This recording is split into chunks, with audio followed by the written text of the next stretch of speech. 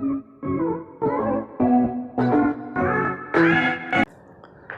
हिंद दोस्तों, आर के technical study पर आप सभी का हार्दिक स्वागत करता हूं।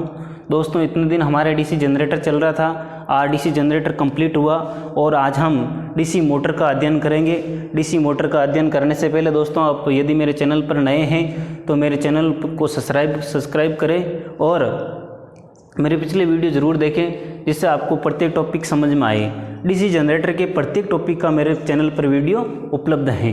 तो दोस्तों, आज हम डीसी मोटर का अध्ययन करने जा रहे हैं। डीसी मोटर होती क्या, सर्वप्रथम तो देखिए, डीसी मशीन के बारे में हमने अध्ययन किया था। डीसी मशीन आपकी दो प्रकार की होती है, डीसी जनरेटर और डीसी मोटर।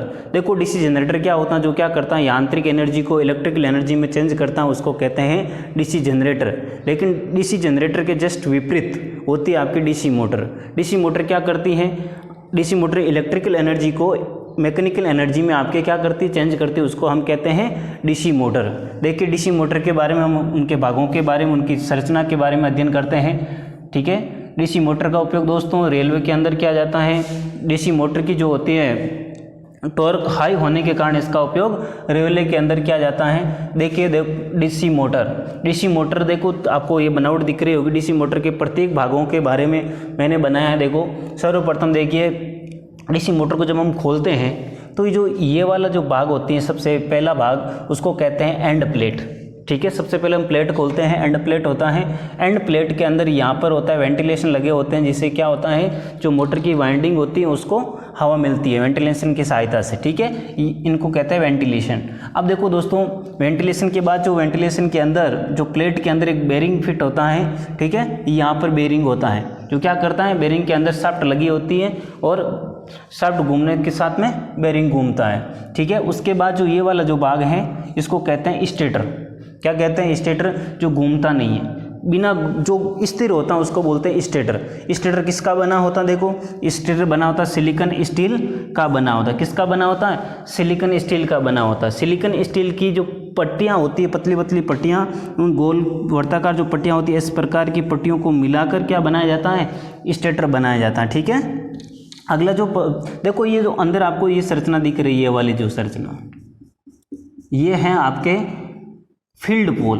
क्या होते हैं, फील्ड पोल। स्टेटर के ऊपर ही यहाँ पर व्यवस्थित होते हैं फील्ड पोल, यहाँ पे फील्ड पोल। ठीक है, फील्ड पोल देखो किसके बने होते हैं, देखो, इस्पात की 1 mm से 1.5 mm मोटी वर्ताकार की पतली पट्टियों से निर्मित होता है। जो ये होता है ना स्टेटर के ऊपर जो पोल होते हैं, ये किसके निर्मित होते हैं, इस्पात की पट्टियों से मिलकर बनाए जाते हैं। ठीक है, और क्या काम होता है, देखो, इनका कार्य फील्ड वाइंडिंग को रोके रखना होता है। फील्ड वाइंडिंग, इनके ऊपर जो पोल होते हैं, इन पोल के ऊपर क्या की जाती है, फील्ड वाइंडिंग की जाती है। आगे देखो, जो अगला भाग है, ये जो महत्वपूर्ण भाग है, इसको कहते हैं आर्मेचर।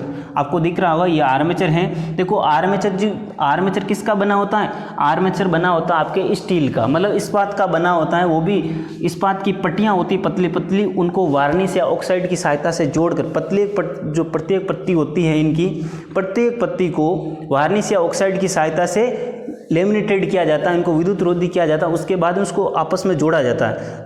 गोल गोल पट्टियाँ होती हैं इस प्रकार की। देखो, स्टेटर की जो होती है, इस प्रकार की प्रत्येक वर्ताकार पट्टियाँ होती हैं। ठीक है, उन सब को जोड़कर आपस में क्या किया जाता है, उनको एक ऐसी संरचना बनाई जाती है, उसको बोलते हैं आर्मेचर। ठीक है, आर्मेचर की कोर की जो पट्टियों की जो मोटाई कितनी होगी, 0.3 से 0.5 mm होती है। ठीक है, अब देखो, आर्मेचर की जो यहाँ पर शाफ्ट होती है, शाफ्ट पर एक तरफ यहाँ पे देखो आपको फैन दिख रहा है, ये फैन लगा होता है यहाँ पे। ये इस फैन का क्या काम होता है, इस फैन का काम होता है जो आर्मेचर की जो वाइंडिंग होती है, उस वाइंडिंग को ठंडा रखना। ठीक है, कूलिंग का काम करता है एक प्रकार से।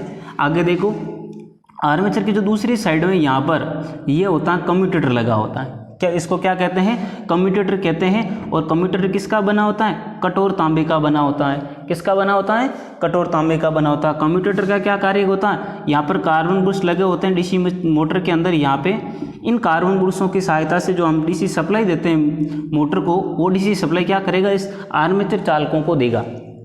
ठीक है, कार्बन ब्रश से सप्लाई लेगा और ये क्या करेगा, ये सीधा आर्मेचर चालकों को सप्लाई देगा, ठीक है। इसके बाद जो अगला पार्ट होता है, यहाँ पर दूसरा जो बेरिंग होता है लगा होता है, और दूसरे बेरिंग के बाद में यहाँ पर दूसरी एंड प्लेट होती है, ठीक है।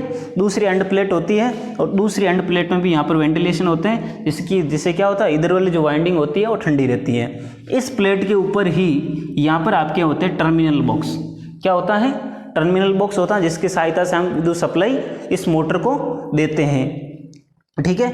अब देखो आगे, जब हम मोटर को खोलते हैं, ठीक है, जब मोटर को खोलते हैं, जो सामने संरचना, सामने से देखने पर इस प्रकार की संरचना आपको दिखाई देगी। देखो ये होते हैं, देखो ये होते हैं पोल, ठीक है, पोल होते हैं, ये दूसरा पोल, इन 1 2 3 और 4 पोल हैं। प्रत्येक पोल के ऊपर देखो आपको वाइंडिंग दिख रही होगी, ये वाइंडिंग, इनको कहते हैं फील्ड वाइंडिंग। ये वाइंडिंग प्रत्येक एक दूसरे से यहाँ से क्या होती है, जुड़ी होती है, इस प्रकार जुड़ी होती है, और आर्मेचर वाइंडिंग के श्रेणी या समांतर क्रम में इसको जोड़ दिया जाता है, ठीक है। फील्ड वाइंडिंग देखो क्या करती है, पोलों को उत्तेजित करती है, और यहाँ पर की जो संरचना होती है यहाँ पे, ठीक है, आर्मेचर स्लॉट यहाँ पे, ठीक है। और जो ये वाला जो आपको दिख रहा है, ये जो अंदर वाला जो पार्ट दिख रहा है, ये वाला, ये आपके कम्यूटेटर के स्लॉट है, ठीक है। इनको कहते हैं कम्यूटेटर, ठीक है, ये होता है कम्यूटेटर। और जो अंदर वाला जो पार्ट दिख रहा है, ये है शाफ्ट का भाग। तो इस प्रकार जो संरचना आपको दिखाई देती होगी। अब देखो जो बाहर वाला जो भाग है, आपको ये वाला जो भाग दिख रहा है, इस भाग को कहते हैं योक। क्या कहा जाता है? योक कहा जाता है। और योक किसका बना होता है? ढलवा लोहा या इस्पात का। यदि आपकी मशीन छोटी है तो किसका बना होगा? ढलवा लोहा। और यदि मशीन बड़ी है तो वो बनी होगी आपकी इस्पात की। बड़ी मशीनों के लिए जो योक होता है वो इस्पात का बना होता है, लेकिन जो छोटी मशीन होती है वो होता है ढलवा लोहे का बना होता है, ठीक है। इस्पात की जो चुंबकशीलता वो अधिक होती है, इसलिए बड़ी मशीनों में इसका उपयोग किया जाता है, ठीक है। तो दोस्तों ये थी आपके डीसी मोटर की संरचना होती है, इस प्रकार की संरचना होती है। दोस्तों यदि आप मेरा वीडियो आपको समझ में आया है, पूरा जो टॉपिक समझ में आया है, तो अपने दोस्तों तक ज़रूर पहुंचाएं और मेरे चैनल को ज़्यादा से ज़्यादा सब्सक्राइब करें। जय हिंद दोस्तों।